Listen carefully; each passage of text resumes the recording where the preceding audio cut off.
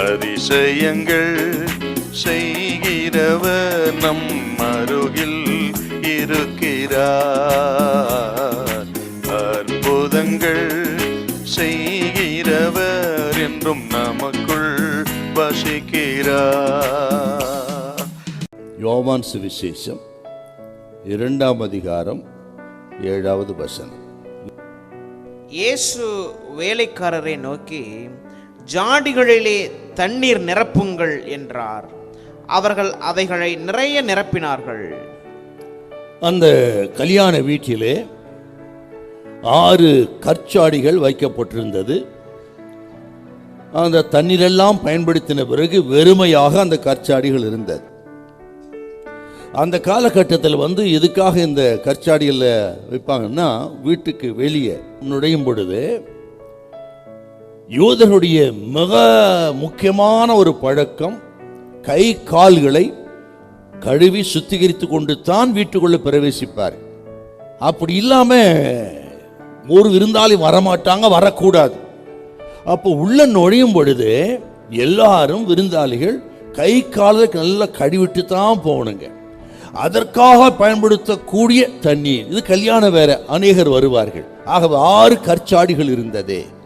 கிட்டத்தட்ட அந்த கற்சாடிங்கிறது மொத்தம் 6 கற்சாடி, 600 லிட்டர்.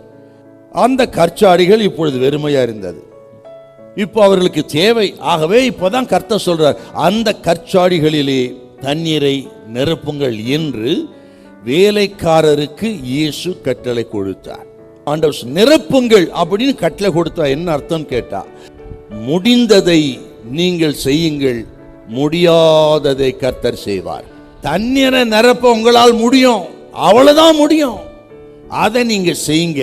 உங்களால் முடியாததை, அந்த தண்ணீரை திராட்சரசமாய் மாற்றுவது என் வேலை, அதை நான் செய்வேன்.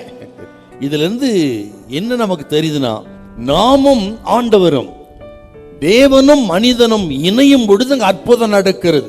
ஆண்டவர் இயேசு செய்த அற்புதங்கள் எல்லாம் ஆக மனிதனை கொண்டுத்தான் செய்திருக்கிறார். அவர் தனியா செய்ய முடியுங்க. ஆனால் மனிதனும் ஆண்டவரும் சேரும் பொழுது, கோஆபரேட் பண்ணும் பொழுது அங்க அற்புதம் நடக்கும்ங்கிறதுக்கு அடையாளங்க.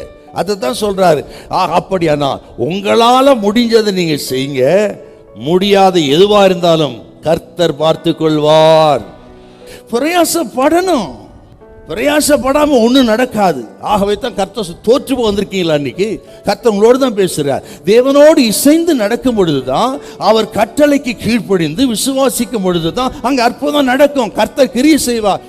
எத்தனை கஷ்டம் பாடு இருந்தாலும் சரி, ஆண்டவரை நம்புங்கள், நிரப்புங்கள் கட்டளை. அவர் கட்டளைக்கு நீங்க கீழ்ப்படிந்து விசுவாசித்தா அப்படியே நடக்கும். உங்கள் விசுவாசத்தை கர்த்தர் கனம் பண்ணுவார். ஹல்லேலூயா, ஹல்லேலூயா.